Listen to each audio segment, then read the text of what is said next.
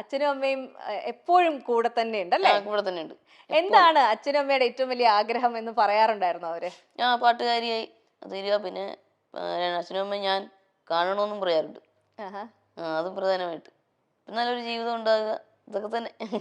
സംഗീതത്തിൽ എത്ര എത്തിക്കാമോ അത്ര എത്തിക്കുക എന്നുള്ളതാണ്.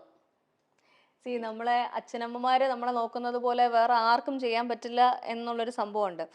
ഈ അച്ഛനമ്മയും കൈ പിടിച്ച് കൊണ്ട് നടക്കുന്നതിനൊപ്പം അവരും ഒരു എന്താ പറയാ, വിജിയുടെ കൈ ഒരാളെ പിടിച്ച് ഏൽപ്പിച്ചിരുന്നു സന്തോഷത്തോടു കൂടി. പക്ഷെ നമ്മൾ വിചാരിച്ചതുപോലെ എല്ലാ കാര്യങ്ങളൊക്കെ. അതിനെപ്പറ്റി പറയാൻ വിഷമമുണ്ടെങ്കിൽ വേണ്ട. എന്തിനാ വെറുതെ. ഇപ്പൊ അദ്ദേഹം ഇപ്പം വേറെ അദ്ദേഹം ഇങ്ങനെ അറിഞ്ഞിരിക്കുന്ന അദ്ദേഹം വേറെ വിവാഹിതനായി ജീവിക്കുമല്ലേ, നമ്മളായിട്ട് വെറുതെ. അങ്ങനെയാണ് മാമനൊക്കെ പറഞ്ഞത്. അദ്ദേഹം എന്ത് ചെയ്യുന്നു എന്നുള്ളത് നമ്മൾ വിട്ടേക്കാം. അത് വിട്, അത് നമുക്ക് വിടണ്ടല്ലോ. അപ്പൊ കേട്ട് ആ ഒരു എന്താ പറയാ, ജീവിതത്തിന്റെ യാത്രയിൽ നമ്മളോടൊപ്പം വന്നു ചേർന്ന വ്യക്തി നമ്മളെ മനസ്സിലാക്കിയില്ല എന്നുള്ളൊരു വിഷമം ഭയങ്കരമായിട്ടുണ്ട് അല്ലേ? അതുണ്ട്.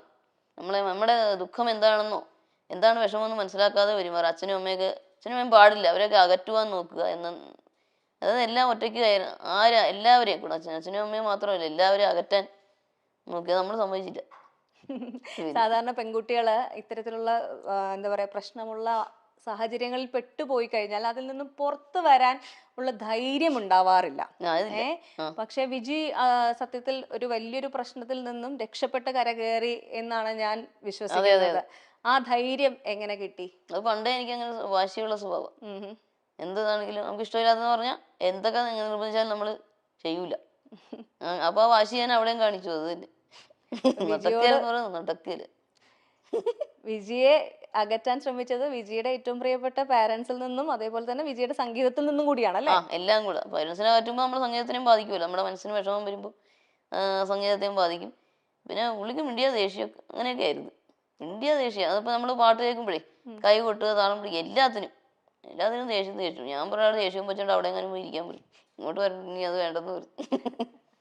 ഈ ഒരു സ്പിരിറ്റ് സത്യം പറഞ്ഞു കഴിഞ്ഞാൽ നമ്മളെ ഒത്തിരി ബുദ്ധിമുട്ടിലൂടെ കടന്നു പോകുന്ന ദാമ്പത്യത്തിൽ നിൽക്കുന്ന ഒരുപാട് പേർക്കൊരു ഇൻസ്പിറേഷൻ ആവട്ടെ. കാരണം നമ്മുടെ ലൈഫ് മൊത്തത്തിൽ ഒരാൾക്ക് അടിയറവ് പറഞ്ഞ് കീഴടങ്ങി കൊടുക്കേണ്ടതല്ല. പറ്റില്ല, പ്രശ്നമാണെങ്കിൽ പുറത്തു വരാനുള്ള ഊർജ്ജം മറ്റുള്ളവർക്ക് ഉണ്ടാവാൻ വേണ്ടിയിട്ടുള്ള ഒരു ഇൻസ്പിറേഷൻ കൂടിയാണ് കേട്ടോ വിജി.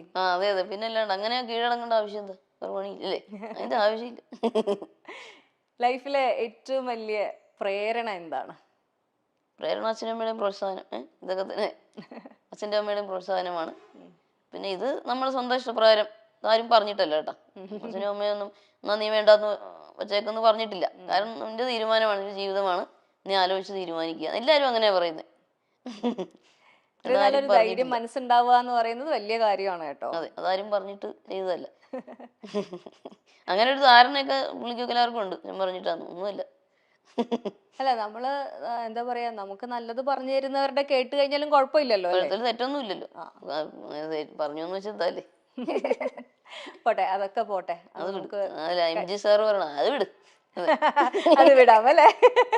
അത് വിട്ടിട്ട് നമ്മൾ മുന്നോട്ട് തന്നെ പോവുകയാണ്. ലൈഫിൽ ഒരുപാട് നല്ല നല്ല കാര്യങ്ങൾ നമുക്ക് പറയാനും സംസാരിക്കാനും പ്രവർത്തിക്കാനും ഒക്കെ ഉണ്ട്. അത് തന്നെ. ഇപ്പൊ സിനിമ പാടിയ പിന്നെ ആരാധക വൃന്ദങ്ങൾ ഒന്നുകൂടി പണ്ടത്തേലും ഒന്നുകൂടി കൂടി.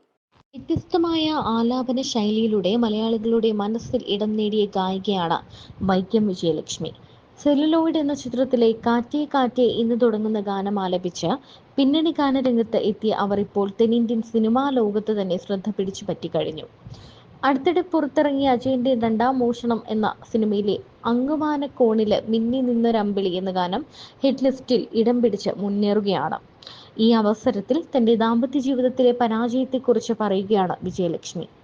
തന്നെയും മാതാപിതാക്കളെയും തമ്മിൽ അകറ്റാൻ നോക്കിയെന്നും അതിന് താൻ സമ്മതിച്ചില്ല എന്നും വിജയലക്ഷ്മി പറയുന്നു. വേർപിരിയൽ തന്റെ തീരുമാനമായിരുന്നുവെന്നും അവർ കൂട്ടിച്ചേർത്തു. അദ്ദേഹം വേറെ വിവാഹിതനായി ജീവിക്കുന്നു എന്നാണ് അറിഞ്ഞത്. നമ്മുടെ വിഷമമൊന്നും അറിഞ്ഞു പെരുമാറില്ല. അച്ഛനെയും അമ്മയും എന്നിൽ നിന്നും അകറ്റാനാണ് നോക്കിയത്. അവരെ മാത്രമല്ല, എന്നിൽ നിന്നും എല്ലാവരെയും അകറ്റാൻ നോക്കി. നമ്മൾ അത് സമ്മതിച്ചില്ല. അതിൽ നിന്നും കരകയറാൻ സാധിച്ചു എന്നതാണ്. പണ്ടേ ഞാൻ അങ്ങനെയാണ്. എനിക്കിഷ്ടമില്ലാത്തൊരു കാര്യം ആരൊക്കെ നിർബന്ധിച്ചാലും ചെയ്യില്ല. ആ വാശിയാണ് കരകയറാൻ സാധിച്ചത്. മാതാപിതാക്കളെ മാറ്റുമ്പോൾ മനസ്സിനെ ബാധിക്കും, അതിലൂടെ സംഗീതത്തെയും.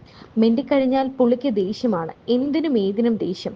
എൻ്റെ സ്വന്തം ഇഷ്ടപ്രകാരമാണ് വേണ്ടെന്ന് വെച്ചത്. എൻ്റെ ജീവിതമാണ്, എൻ്റെ തീരുമാനമാണ്. ആലോചിച്ച് തീരുമാനിക്കാനാണ് എല്ലാവരും പറഞ്ഞത്. അച്ഛനും അമ്മയും പറഞ്ഞിട്ടാണ് ഞാൻ മാറിയത് എന്ന ധാരണ എല്ലാവർക്കുമുണ്ട്. എന്നാൽ അങ്ങനെയല്ല എന്നാണ് വൈക്കം വിജയലക്ഷ്മി പറയുന്നത്. തന്റെ കാര്യങ്ങളെല്ലാം നോക്കുന്നത് അച്ഛനും അമ്മയുമാണെന്നും അവരെ പോലെയുള്ള മാതാപിതാക്കളെ കിട്ടിയത് തന്റെ ഏറ്റവും വലിയ ഭാഗ്യമാണെന്നും വിജയലക്ഷ്മി പറയുന്നു. താൻ വലിയൊരു പാട്ടുകാരിയാക്കണം എന്നതായിരുന്നു അവരുടെ ആഗ്രഹം. ഞാൻ അവരെ കാണണമെന്നും അവർക്ക് ആഗ്രഹമുണ്ടെന്നും വൈക്കം വിജയലക്ഷ്മി പറയുന്നുണ്ട്. ഉട്ടോപ്പിയിലെ ആ, രാജാവിലെ പാട്ട്. അതെ, മമ്മൂക്കയായിട്ട് എന്നാ രസമായിരുന്നു. അവസേപ്പച്ച സാറിന്റെ ആ ഒരു പാട്ടിന് എന്നോട് പറഞ്ഞ് നിറയെ മറ്റേ മൺമറഞ്ഞു പോയവരെയൊക്കെ ആവാഹിക്കാൻ പറഞ്ഞു. അങ്ങനെ പറഞ്ഞു അങ്ങനെ വന്ന് ഉമ്മറിക്ക മാളച്ചേട്ടന്റെ ചിരിയൊക്കെ, മാളച്ചേട്ടനെയൊക്കെ ആവാഹിച്ചു. അങ്ങനെയൊക്കെ ഓരോന്ന് പറഞ്ഞു എൻ്റെ പൊഞ്ഞ എന്നൊക്കെ പറയാൻ പറഞ്ഞ് അത് പറഞ്ഞ്. പിന്നെ മമ്മൂക്ക കേട്ടപ്പോ എന്നാ ചിരിയായിരുന്നു കേട്ട്. മമ്മൂക്കയുടെ ചിരിക്കുന്ന സൗണ്ടുകളൊക്കെ കേട്ടു നിർത്തി ഭയങ്കര ആസ്വദിച്ചു എന്നൊക്കെ പറഞ്ഞ്. മമ്മൂക്കായിട്ടുള്ള എൻ്റെ പൊന്നു ഇതാര് എന്നൊക്കെ പറഞ്ഞുകൊണ്ട് നല്ല രസമായിരുന്നു. മമ്മൂക്കായിട്ട് ഭയങ്കര പരിചയമാണല്ലേ? വിളിച്ച് സംസാരിക്കാറൊക്കെ ഉണ്ടോ? ആ ഉണ്ട്. ഇപ്പൊ കുറെ നാളെ എടുക്കണില്ല, എന്താണ് ആണോ? മമ്മൂക്കല്ലേ പൊൻതൂവൽ അവാർഡ്, ഫിനിക്സ് അവാർഡ് ഒക്കെ തന്നു. ആഹാ, അങ്ങനെയൊക്കെ സ്പെഷ്യൽ കണക്ഷൻ. അതെ, സിനിമ പാടുന്നതിന് മുമ്പ് തന്നെ ഫോണിലൂടെ സംസാരിക്കുമായിരുന്നു. സിനിമ പാടിയ പിന്നെ നേരിട്ട് ഒന്ന് മീറ്റ് ചെയ്തു. അങ്ങനെയൊക്കെ. അപ്പൊ അതൊരു ഓർമ്മയായിരുന്നു കേട്ടോ. പിന്നെ മാളച്ചേട്ട് ആ ചിരിയൊക്കെ അതിലൂടെ കൊണ്ടുവന്നു, ആവാഹിച്ചു കൊണ്ടുവന്നു.